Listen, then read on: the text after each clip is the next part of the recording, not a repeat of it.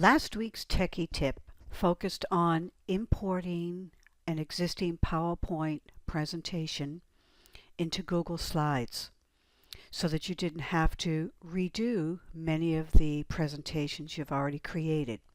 Today, we're going to take a look at a really cool feature called PresenterView.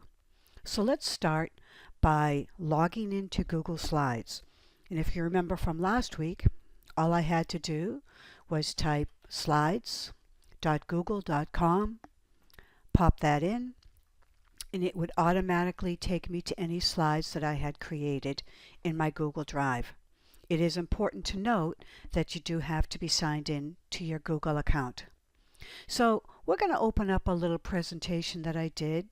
If you're a Downtown Abbey fan, I'm going to open this presentation up.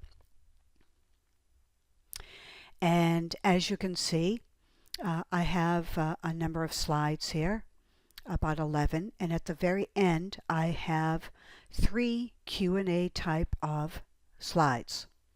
So what exactly is PresenterView? It's the way for you to have your class interact as you're presenting material or after you've presented material. It's a nice way to get a quick assessment as to whether or not the kids are understanding what it is that you're presenting. So when you go to PresenterView, and before we actually turn this on, it's important to note that Google pretty much created this as allowing the audience to ask a question. But for our purposes, we can ask the question and they can present the answer. So it's a nice little feature. To access that, you would simply click on the Present button, which is up top here in the right corner, and you have 2 options: to PresenterView or present your slideshow from the beginning. We're going to show PresenterView. Immediately what happens is that you have a screen that pops up, and this little screen here we're just going to take a moment to look at. As you can see, we have our slides here on the left side. We can go to any slide that we would like, whether it's about our presentation or our first Q&A. So if we were to select that slide, you would see that it automatically appears in the background, and I'll just slide this over a little bit so that you can see that background. Notice a couple of other things. You can start a new presentation or continue a presentation. So that means if you had begun to ask a question in PresenterView halfway through your presentation, pause that, went back to presenting or reviewing the question, you can continue the existing Q&A session. You can also click the Start New button, which would begin for a brand new class if you're presenting this for your second period or your next class or your next group. Down in the bottom left corner, you also have a timer. So you can say to the kids, you have 30 seconds or 45 seconds to do this, to answer these questions or this question. You can reset the timer at any time, and you can, of course, pause the timer. So how does this begin? Once you've got this presentation started, you would click the Start New button, and this is kind of an important piece. First of all, you can turn PresenterView off and on at any time by clicking the Off/On button. Next, at the very top of your presentation, you see this grayish bar, Ask a Question at google.gl/slides. And then they provide you with the code. So we're actually going to momentarily minimize this screen. I'm going to shrink my screen here so that it's a halfway view. I'm going to open up another tab, and if you're not familiar with this little trick, you can actually grab that tab by clicking and holding your mouse and taking it to the other side of the screen so that you actually have a split screen showing your presentation. And in this case, I'm bringing up the split screen because I want to log into this Q&A session so that you can see what it looks like on the student side. So I'm going to kind of cheat a little bit and see if I can grab, oh, I guess I can't grab it. So let's just type this in.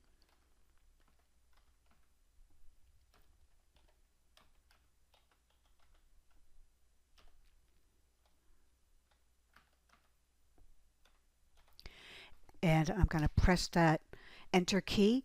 So what I've done here as a quick recap is I've started PresenterView. I have my first question on the screen. I have a code that the students can enter using their browser. They can do this on their iPad. They can do this on a computer lab, in the computer lab. All they'd have to do is bring up a browser and pop that into their session. So the first Q&A that I have here is who manages the servants' quarters. Now, since I put this together, I actually happen to know the answer. The housekeeper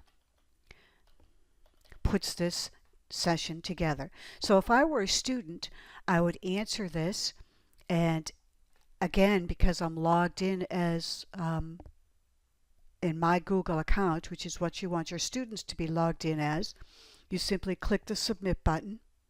So the question has been presented, and notice I'm going to go back to my presentation, click on the PresenterView icon, and I can see Barbara's answer.